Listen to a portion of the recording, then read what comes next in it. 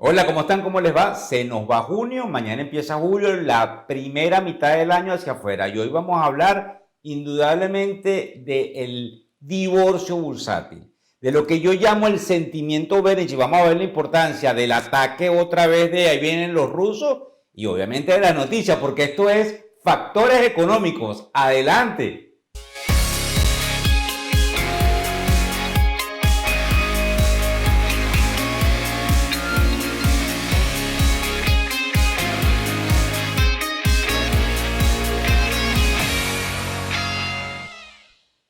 Y fíjense bien, muy contento y muy cargado de energía, pero también muy convencido de que estamos enfrentándonos a tiempos difíciles.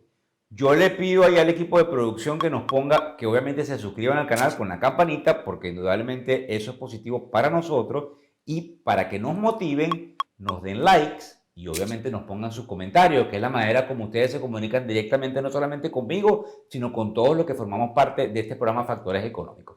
Fíjense ustedes, antes de pasar a los índices, lo que dijimos en el principio, hay un divorcio bursátil. Yo estoy en el mercado de capitales y los que me conocen lo saben, desde que era un niño, cuando apenas tenía 16 años, 1987. Y yo nunca he visto, a raíz de todas las crisis que he examinado, ese divorcio entre lo que sería la economía y el mercado. Yo a veces hago mención de una metáfora, que es que la economía es el dueño del perrito y el mercado bursátil es el perrito que se mueve hacia todos lados, pero en definitiva sigue a lo que es el dueño, el amo.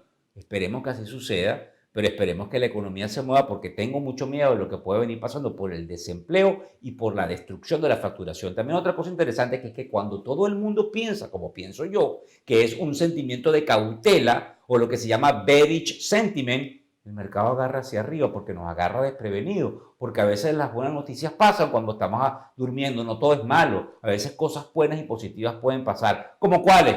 Como que consigan la cura para el coronavirus de un día a otro porque el experimento haya dado buenos resultados. También otra cosa importante que me llamó la atención, que es el hecho de que en el Congreso siguen especulando con que los rusos son los culpables de lo que nos pasa internamente y de que ahora los rusos le están pagando a los talibanes para matar tropas. Siempre hay una excusa externa. Yo creo que es el momento de que como país entendamos que tenemos que enfocarnos en la economía y en que la gente tenga recursos, no solamente en los Estados Unidos, sino a nivel mundial. Le pido al equipo de producción a Willimay que nos ponga los índices, que es la parte importante que siempre tratamos. En principio el Dow Jones, que subió casi 1% y que tiene algunos estándares históricos que los vamos a ver en la primera noticia del día de hoy.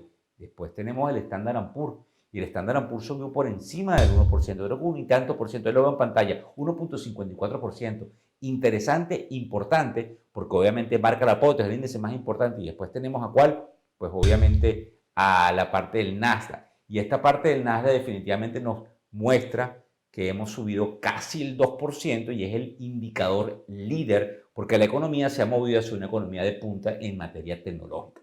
Ahora bien, desde el punto de vista de los índices, lo que es la primera noticia que conseguimos, la historia, el hito histórico que se marca en un cierre de mes como es el mes de junio, donde nosotros vimos que es el cierre más importante desde el año 1987 en términos de trimestre de ganancias con respecto a lo que es el Dow Jones. Y también marcaron ciertos impactos importantes el Standard & Poor's y el índice del Nasdaq. Fíjense ustedes, ahí en pantalla van a ver ahorita el Dow Jones, que subió alrededor del 17.77% en este último trimestre, que es la segunda mitad del año 2020, que nunca había sucedido así en un trimestre desde 1987. ¿Por qué es importante? Porque trabajas con modelo matemático y la estadística se mueve. Después nosotros vimos allí, obviamente, la parte del Standard & Poor's, que subió alrededor del 20%, 19 y tanto, y que indudablemente no se había comportado de esa materia en un trimestre desde 1998. Y creo que después ahí el equipo de producción nos va a poner al Nasdaq. Y el Nasdaq, para que ustedes vean, wow, casi 31%, ¿verdad? Sí, y eso no había pasado desde 1999. Es decir, estamos marcando hitos y retos históricos que es importante señalar, pero recuérdense que no debemos olvidar que tenemos y vamos a entrar en un proceso de incertidumbre. Después lo que observamos fue el doctor Fauci, el epidemiólogo que trabaja en el comité de la Casa Blanca, diciendo que de no tomar ciertos correctivos pudiésemos tener cifras tan altas como 100,000 personas infectadas por día. Y el problema que él está mirando con respecto a eso, y ahí lo ve como lo estamos viendo en pantalla el equipo de producción, es llegar a una cifra que si no se usan los correctivos que tienen que ver con las máscaras y con todo el proceso de distanciamiento social, podemos llegar a esos 100.000 y definitivamente vamos a tener hospitalizaciones en lugares críticos, que es lo que se llama Critical Care Unit, y lamentablemente decesos.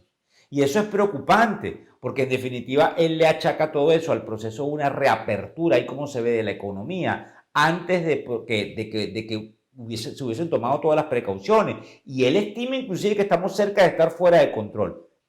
Yo difiero.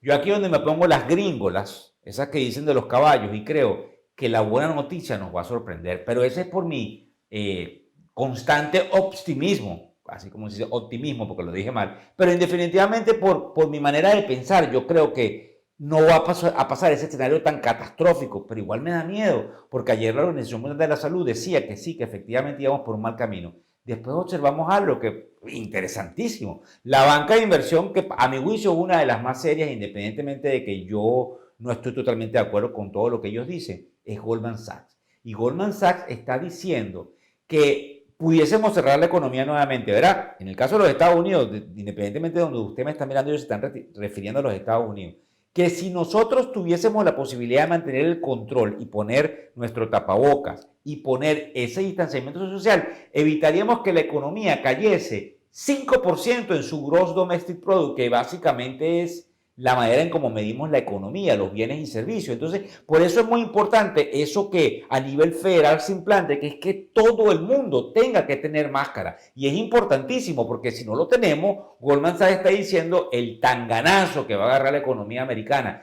y la economía mundial es muy complicado. Aquí no está en juego la parte electoral y si el presidente tiene o no tiene la razón.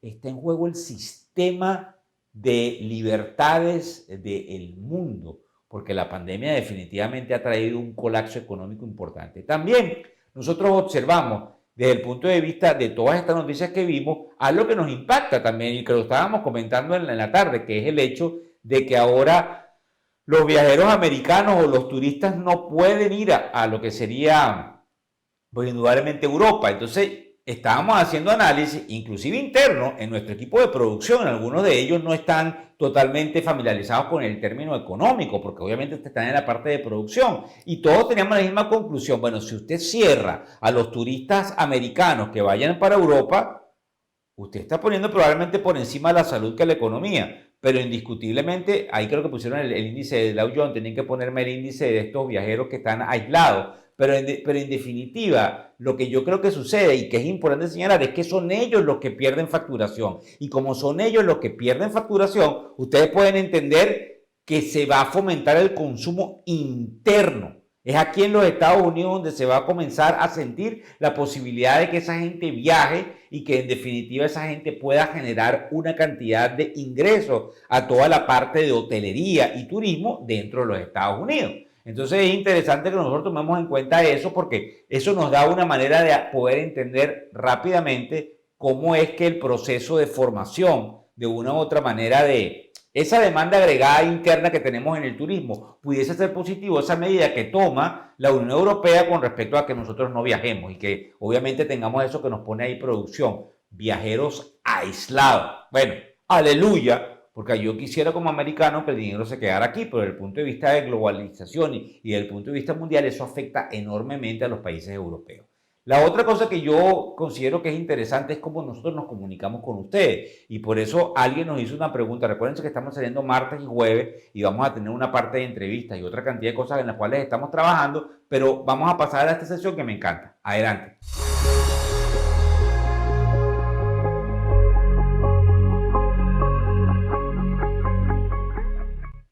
Y esta es la sección que dice el VIC y obviamente esta persona que nos está escribiendo, vamos a ver si me lo pueden poner grande en pantalla a ver si yo lo leo, Cristian. Y Cristian nos pregunta, yo voy a ir rápidamente sobre qué es lo que sucede con los bancos, qué es lo que sucede con JP Morgan, Bank of America. Él sigue pensando que son instituciones muy fuertes, que son muy grandes para caer. En mi opinión, las caídas en sus valores de esto podrían traer alto rendimiento en el mediano término. ¿Cómo lo ves?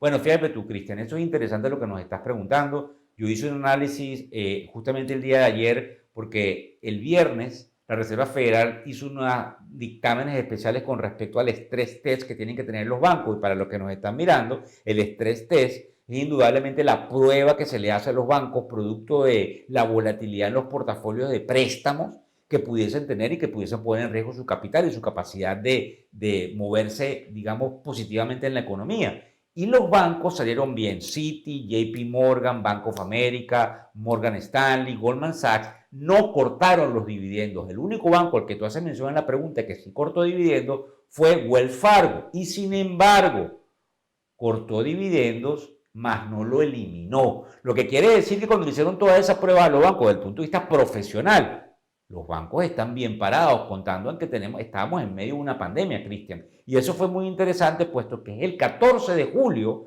que se decidía tan pronto en unos 15 días cuál es el dividendo que ellos van a dar. Así que desde el punto de vista de las acciones cíclicas, como se llaman, los bancos parecieran estar bien parados. Ahora nosotros pasamos a esta parte que yo le llamo la reflexión del BIC. No se trata de que mañana vayamos a salir corriendo a comer pizza. Ya les voy a decir qué es lo que me pasó con respecto a la pizza, porque la tengo metida en la cabeza. Pero hoy se acaba ese mes, que obviamente se trata del mes de salud, de comer bien y de una cantidad de cosas. Ya empezaremos julio con la nueva etapa que se los diremos obviamente el jueves. Pero fíjense la parte interesante. En esta reflexión significa que todos somos iguales y que todos vivimos una vida agitada y que a veces nos pasan cosas por descuido. Iba yo, hablando obviamente por mi celular, anoche, comprándome una pizza. Y les cuento eso de una manera jocosa porque es lo de la reflexión, lo de que todos somos iguales. Resulta que cuando agarré la pizza y pagué la pizza y venía hablando, contento por una cosa que estamos lanzando, la parte de promoción de Ilafin que tiene que ver con todos los seminarios que quizás inclusive se lo vamos a poder dar gratis a ustedes, producto de esos patrocinantes. Ciertas cosas que tenemos en mente poder dictaminarles a todos ustedes. Se me perdió la cartera. Se me perdió la cartera, se me perdieron las tarjetas, se me perdió la licencia. ¿Y qué es lo importante de la reflexión?